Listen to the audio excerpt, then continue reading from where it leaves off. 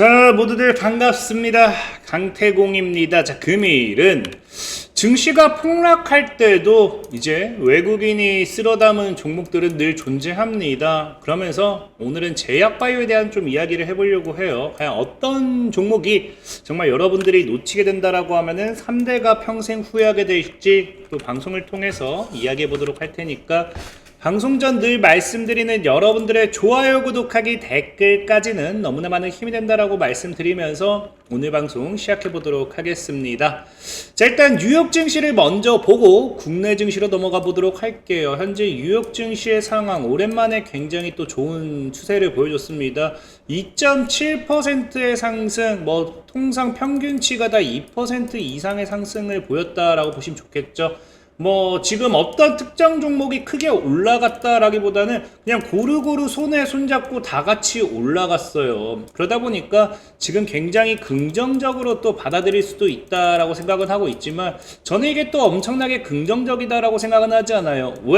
왜 지금 이런 뉴욕 증시의 상승이 무조건적으로 긍정적으로 받아들이기가 어렵냐를 놓고 본다라고 하면은 현재 뉴욕 증시의 상승 이유가 뭐다? 미중 무역 갈등의 완화 기대감이란 거, 이제 관세 리스크, 관세 전쟁에 대한 부분이 이제 리스크가 해소가 될 확률이 굉장히 크다라는 건데, 중요한 거는 지금 이 무역 전쟁, 관세 리스크로 인해 가지고 증시가 밀린 게 어마어마하게 밀렸잖아요. 10% 이상도 밀렸습니다. 근데 고작 사실 2%가 올라갔다라고 해서 지금 좋아할 수 있을까라는 거겠죠. 정말 이게 해소가 될 것이다 라고 기대가 된다라고 하면은 우리가 흔히 잘 아는 뭡니까? 악재가 소멸되면은 주가는 원래 자리로 찾아간다. 그럼 사실 10% 가까이가 다시 올라가야 된다라는 거예요. 그렇기 때문에 지금 뉴욕 증시의 이런 분위기가 무조건적으로 긍정적이다라고 받아들일 수는 없는 거고, 왜 긍정적으로 지금 증시가 받아들일 수 없는가? 왜 2%대밖에 상승하지 못했는가는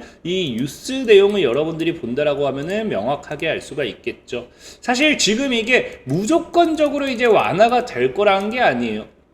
그냥 결국 현재 이런 교착 상태를 계속해서 우리는 유지할 수가 없기 때문에 결국은 상황이 개선될 것이고요. 그러다 보니까 이런 발언들, 이런 벤센트 이제 미국 재무부 장관에 대한 이런 발언에 따라 가지고 저가 매수의 유입이 들어왔다라는 거겠죠. 그러면서 사실 진짜 여기서 무조건적으로 이제 우리가 긍정적으로 바라보고 있다, 긍정적으로 될 거다, 이런 확답이 아닌 뭐가 들어왔습니까? 이런 긴장이 완화가 될 것으로 예상하고 있다, 완화가 된다. 우리가 예상하고 있다와 할 것이 다는 명확하게 다른 표현이죠. 그러니까 어느 정도 이런 또다시 불안 심리로 인해 가지고 무조건적인 매수세 유입은 나오지 않는다라는 겁니다. 실질적으로 이제 이 매니지먼트의 조시 브라운 최고 경영자 역시도 뭐라고 합니까? 이런 반등세가 긍정적이지는 않다라는 거예요.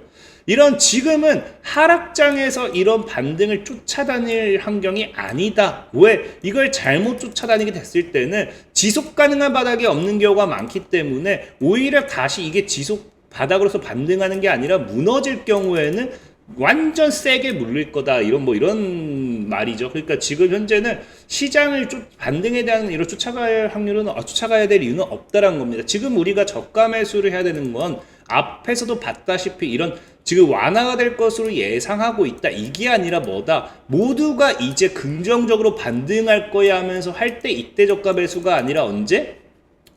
모두가 이제 경기 침체 왔구나, 이제 인플레 터졌구나, 우리 큰일 났구나, 우리 죽었구나 하면서 이 모두가 비관론을 당연하게 받아들이고 증시 하락에 모두가 그냥 난 죽었다 이러고 있을 때, 이때가 돼서야 지금 바닥이 나올 거다라는 거예요. 지금 그냥 이런 저가 매수의 기대, 완화될 거다, 이런 기대감이 살아있는 이 시점은 바닥이 아니라는 거겠죠. 그러니까 사실 지금 시장이 우리가 10% 이상 밀렸지만 10% 이렇게 2%밖에 오르지 못했던 거는 어쨌든 이런 심리 상태가 지금 시장에 반영되고 있다라는 겁니다. 어쨌든 그렇기 때문에 현재 뉴욕 증시의 차트를 본다 하더라도 아직까지는 우리가 이게 상승 추세라고 하죠. 그 다음에 이게 우리가 이 지지선이라고 하죠. 보다시피 지속적으로 한 16,000포인트를 지켰습니다. 나스닥 기준 보면은. 그래서 현재 이 16,000포인트를 살짝 이탈했다 다시 말아 올리는 이 구간이 지금 저가 매수 유입으로 보고 있는 거고요. 이런 식으로 살짝 반등이 나오는 모습만 봤을 때는 굉장히 긍정적이다라고 할 수 있었는데, 하지만 정확하게는 어디까지 봐야 된다? 지금 아직까지도 리스크가 있다는 건 이 상승 추세 위로 올라타지 못했다라는 거예요. 그러니까 사실 정말 베스트는 이 4월 중으로 해가지고 뭐가 된다? 17,500포인트 위로 올려낸다라고 하면요, 아마 뉴욕 증시 차트는 굉장히 아름다운 차트가 될 거예요. 그냥 개인 트럼프가 사실 그런 차트가 나오면 트럼프가 생 욕을 먹어야 될 차트죠. 개인 그대로 털어버리고 밑골이 엄청나게 달고 여기서 양봉으로 이러고 있다? 진짜 트럼프 전 세계인들한테 한번 욕 먹을 겁니다. 하지만 차트만큼은 정말 이쁘다. 이렇게 다시 올라가고 나서 우상향했을 때는 정말 뉴욕 증시도 강한 상승이 나올 수 있는 차트다. 하지만 그게 아니라고 하면은 우리가 흔히 잘 아는 뭡니까? 이 저항을 맞고 죽는, 아래로서 빠지는, 그러니까 아까 얘기했다시피 지속적인 바닥은 없기 때문에 비관론이 이제 다들 받아들여질 때까지 밀리는 그런 추세의 연속이 나올 수도 있다는 거겠죠. 그래서 이런 부분은 앞으로 지켜봐야 될 부분이라고 생각하고 있고요. 그러면서 우리나라 국내 증시의 흐름을 본다라고 하면은, 우리나라 국내 증시는 그나마 그 와중에서도 미증시가 올라가주면서 증시 자체는 많이 올라가줬어요. 근데 문제는 뭐냐고 하면은, 증시도 올라갔지만 우리나라 국내 증시의 상승분을 만든 건 늘 누구다? 개인이라는 거예요.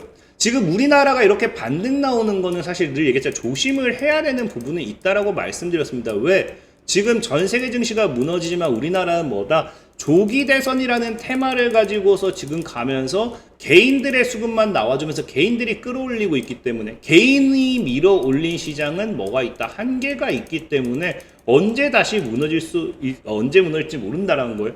제가 예전에도 얘기했지만 이 당시에도 이제 시장의 수급을 봤을 때 저항을 뚫는 게 사실 굉장히 불안정할 수밖에 없는 게, 개인들의 수급이 개인들의 수급만 들어오고 있기 때문에 맞고 죽을 확률도 굉장히 크다는 말씀드렸어요. 사실 그러면서 죽기도 했었죠. 자, 어쨌든 그러다 보니까 지금은 조기 대선만 가는 이 시점에서 시장을 개인들이 어거지로 우리나라는 끌어올리고 있다라고 보는 게 좋고, 자, 그러다 보니까 사실 조기 대전에 받은 조기 대전 관련되어 있는 이야기는 조기 대선 관련되어 있는 이야기는 제가 좀 많이 이야기를 했어요. 근 1, 2주간. 그래서 오늘은 다른 걸 좀 이야기하려고 하는데, 그게 뭐냐고 하면 바로 제약바이오입니다. 썸네일에서 얘기했지만, 지금은 이제 25일에서 30일이면 또 암학회가 개최가 돼요.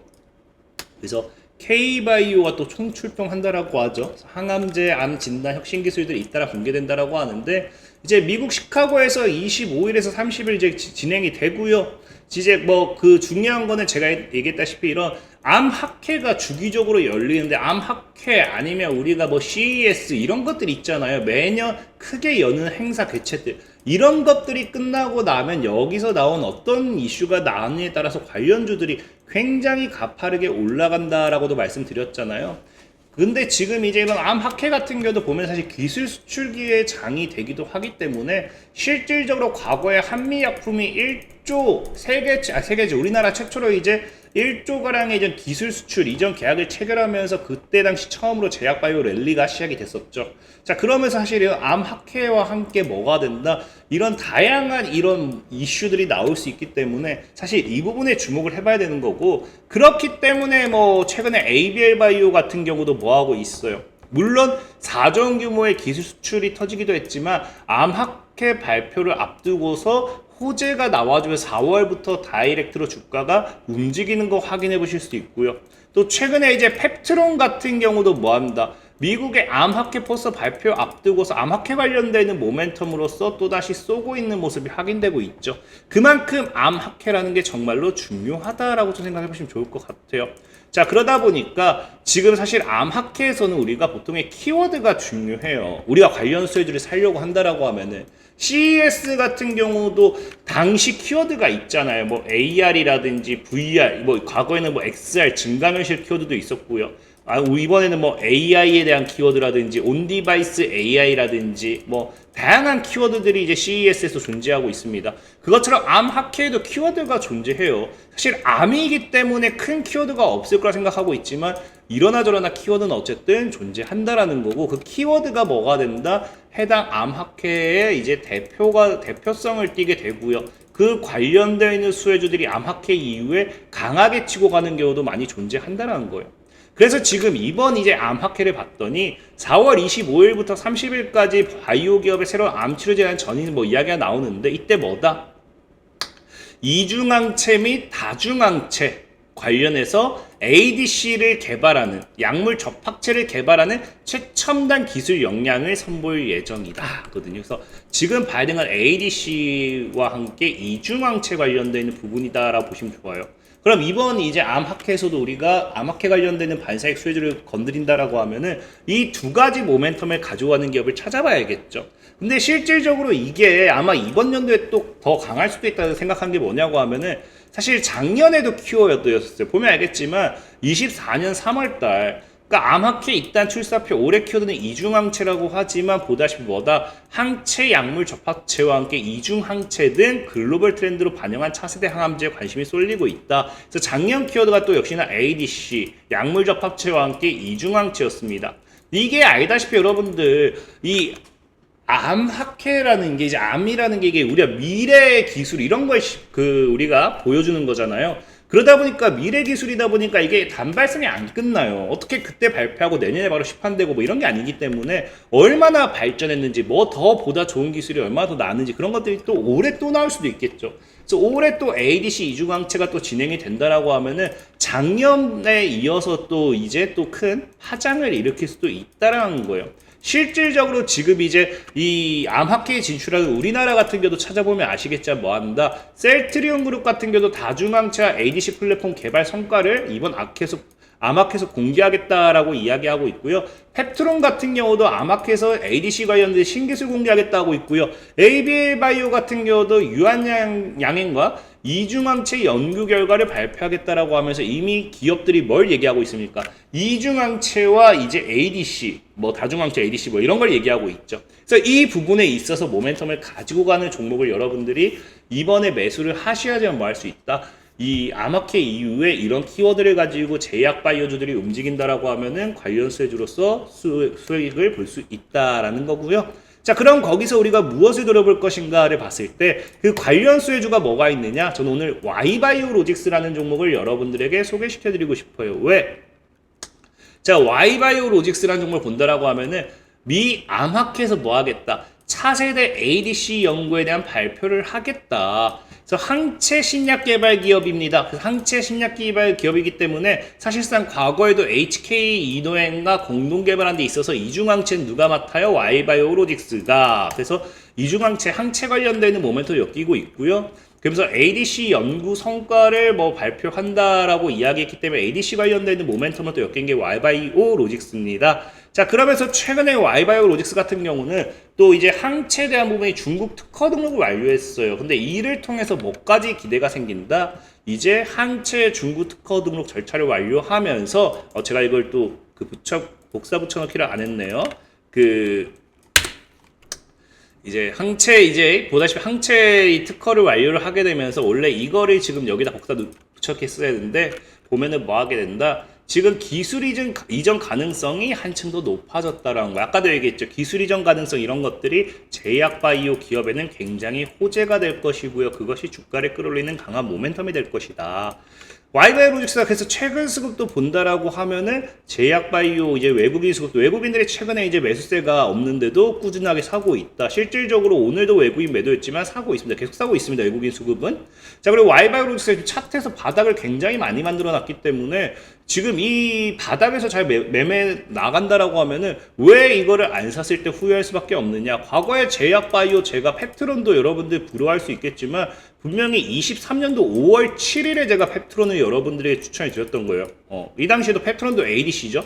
그래서 삼성과 함께 삼성이 투자하는 그래서 과거 얘기했고 펩트론이 어떻게 되었느냐 7,000원대입니다. 이때 7,000원대 추천드리고 지금 19만에 가 있죠. 지금 이제 Y바이오로직스도 지금 현재 이 구간이 아닌가 생각을 해보고 있고 여러분들이 시간만 잘 투자한다고 하면은 정말 이런 흐름도 만들어낼 수 있다 생각을 하고 있어요. 그래서 Y바이오로직스의 가격 전략이 궁금하다 하시는 분들은 영상 하단에 댓글을 남길 테니까 댓글을 확인해 주시면은 이제 가격 전략 확인하실 수 있다라고 말씀드리면서 오늘 방송 마무리하도록 하겠습니다. 자, 지금까지 강태공이었고요. 여러분들 좋아요, 구독하기, 댓글까지는 너무나 많은 힘이 된다 말씀드리면서 자, 모두들 안녕!